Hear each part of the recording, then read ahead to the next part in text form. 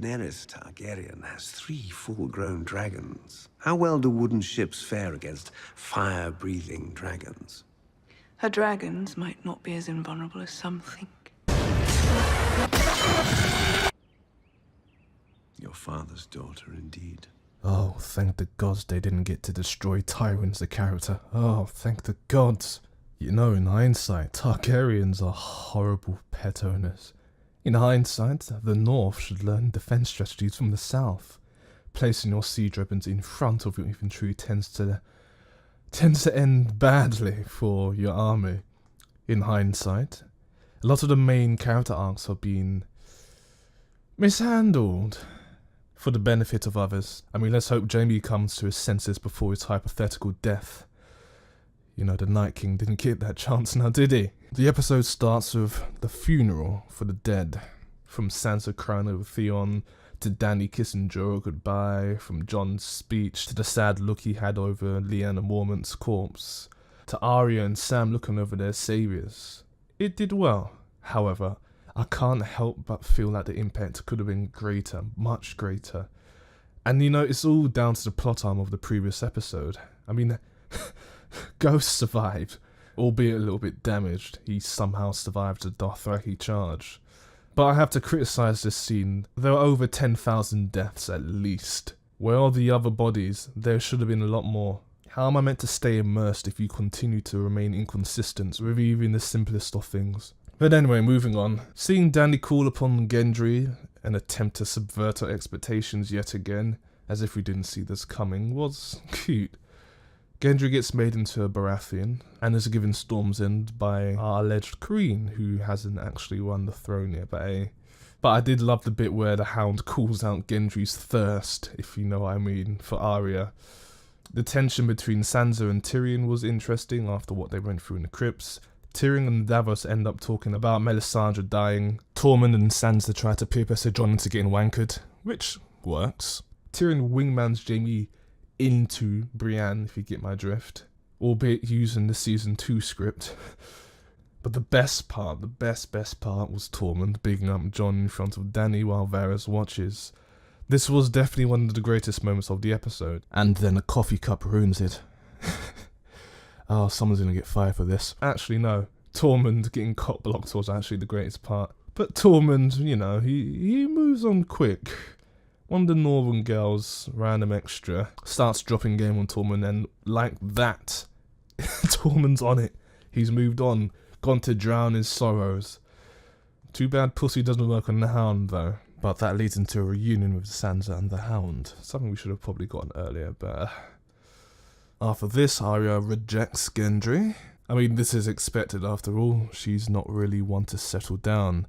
It's not her, after all. Remember what she said to Ned Stark in season 1.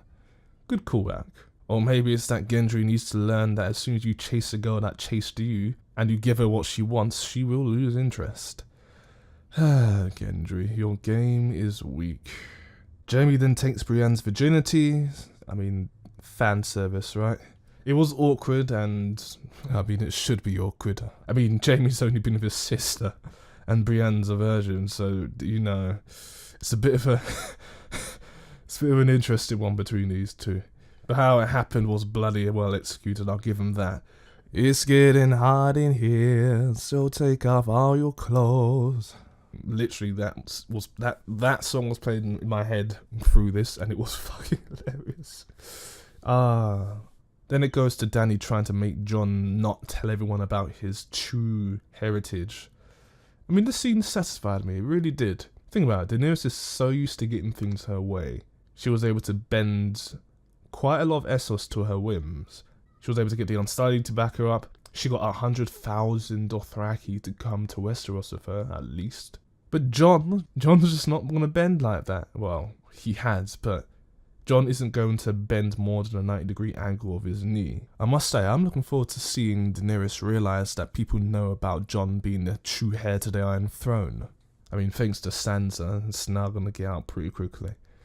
But I'll get to that. We then get the War Council scene, and apparently there are still some Dothraki and Unsullied left. More Stark versus Targaryen tension, which leads to the big plot links via Bran. Off screen, though, and this pisses me off. Why? Why would you show that off screen? Why wouldn't you have literally the 4 remaining Stark siblings all in one place to talk about Jon Snow actually being Aegon Targaryen, and you keep that off screen? I wanted to see Sansa and Arya's reactions. We deserved that much, despite you fucking up the last episode, and then you just completely brush past it. And they can't use the excuse of, we don't have enough time. You did a lot of horseshit in the past couple of episodes that were inconsistent and unnecessary. You tell me you couldn't have made time for this, like an extra 10 seconds, just to hear Bran say, Jon is the true heir to the Iron Throne. He's actually our cousin, Aegon Targaryen, son of Lyanna Stark and Rhaegar Targaryen. Then upset or sad faces from the sisters and cut to the next scene. That's all they needed, but they couldn't do that. And I can say the same for the whole ghost thing. What, you telling me their CGI budget wasn't enough? Fuck's sake. Apart from this nonsense, I did really like learning about Arya being okay with using people. Gendry! And Jon's ignorance. I mean, Sansa even hints that she won't keep the secret, and yet Honor commands Jon Snow to tell her anyway. Oh my god, damn you, Snow! Going back earlier to what I said about the Dothraki and the Unsullied still being numerous, it looks like the majority of Daenerys' forces were destroyed. I mean, I only saw, what, like 10 Dothraki return with Jorah last episode? You're telling me that there's more than 10? Where were they in the episode? And the Unsullied.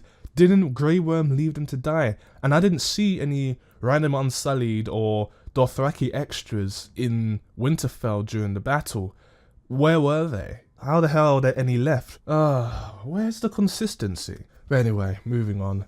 Jaime and Tyrion bromancing over the former taking the first female knight of Westeros' ladyhood away was entertaining.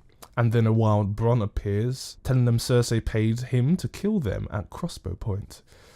Whatever they're paying you, I'll double it. High guarding over Riverrun. It was very funny, but then Bronn just fucks off, so... But anyway, moving on. The Hound rides south to prepare for Clegane Ball. Arya wants front seats to see the Hound fight his brother. And I swear to God, if Arya kills Cersei, I fucking swear to God. Dan and Dave. After this, Daenerys gets ready to go south via the dragons. Sansa and Tyrion have a final conversation about Daenerys. And it's great to hear Sansa call out Tyrion before she tells him the interesting news. Now, the next scene really pisses me off. Jon hugs Sam, Gilly, and Tormund goodbye, but just looks at Ghost as if he's just some random dog in the street, as if Ghost has not saved his life. What?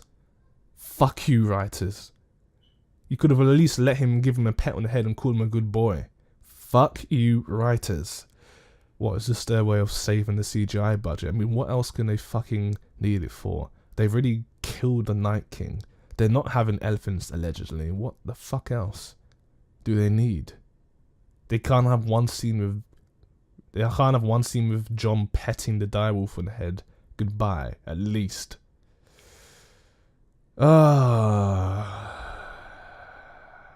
Well, he belongs to Tormund now. Well, that'd be a great spin-off, won't it? Anyway, fast forward to Daenerys' fleet. Varys learns of Jon being ice and fire via Tyrion. And this was another thing that was off-screen. Why was the reveal to Tyrion off-screen? Why was the reveal to Varys off-screen? It just... Did they not know how to write this? I mean, your actors are very competent, Dan and Dave. Why not trust them to act it out properly? But anyway, one thing I did like was seeing Varys already considering to pick a side.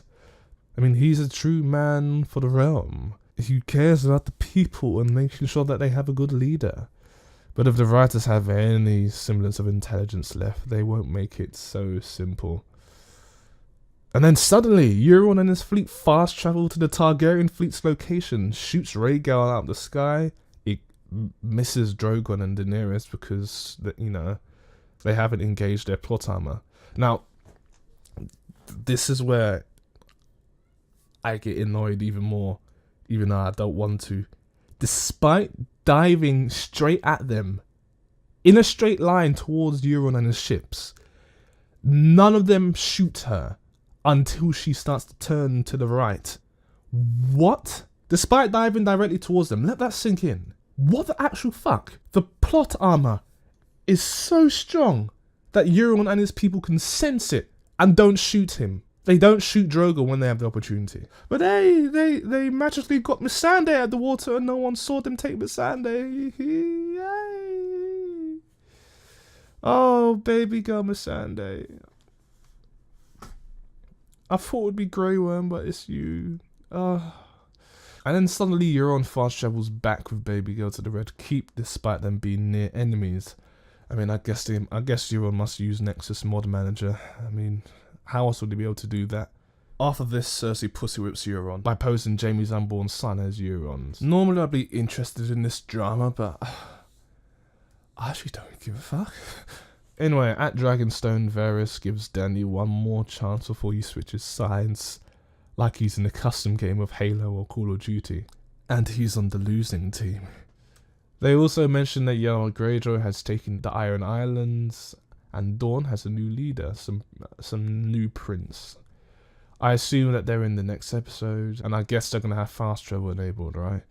But after the advisors talk about making snow fall onto the Iron Throne, pun intended, you start to realise the two's allegiances. I mean, Tyrion is 60-40 Daenerys, and Varys is 70-30 Jon. Varys actually speaks sense though. Dany isn't a submissive, she's an aggressive dominant. So even if they were to marry aunt to older nephew, she will run things, she will be in charge. Jon should rule over her. It's just not going to happen that easily, is it? Not that I don't want it, but because that's just the thrones we know and love, right? Like, they can't mess this one up as well. Jaime learns from Sansa that Euron succeeded in his ambush and that Cersei is in deep shit. Allegedly. Jaime leaves Brienne for the sister that sent his friend to kill him. Really? I mean, it's a bit of a 180 for his character. First the Night King and now the Kingslayer. Fuck's sake. And then fast travel to King's Landing. I can't.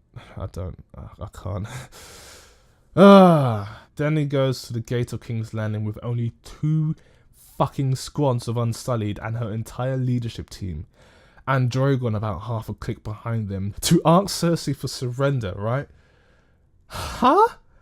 She has over a dozen scorpions mounted on the wall. Euron's destroyed your entire fleet. You're telling me that standing there with, 40 blokes and your entire leadership team, excluding Jon and the rest of the North, 100 meters away from the wall and gate is smart? Well, anyway, a wild Qyburn emerges to talk like a parrot before Tyrion dismisses him and walks right past him and stands right below Cersei and her archers. Is she dumb? She could end them all right now, but chooses not to. Qyburn spoiled baby girl's death too, by the way. He said missandei was going to die if they don't surrender, but Tyrion still tries to talk to Cersei into surrendering by reminding her of how selfish she is in regards to her children. So Cersei tells Zombie Mountain to behead baby girl, and despite the flaws of the writing, the acting in this is beautiful. It's fucking beautiful. Grey Worm and Daenerys especially. Great. Now there's 2 mad queens. Now, did I enjoy the episode?